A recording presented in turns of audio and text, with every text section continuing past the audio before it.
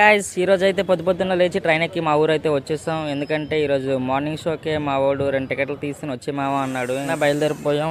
Train దిగిన వెంటనే ఒక్క క్షణం కూడా ఆకుండా ఇద్దరం కలిసి బండి వేసుకొని మా ఊర్లో థియేటర్కి అయితే వచ్చేసాం. బాయ్, సినిమాకి వచ్చాం. బాయి మా సేటుకు బాయా చెట్టు పెళ్ళడానికి బాయా.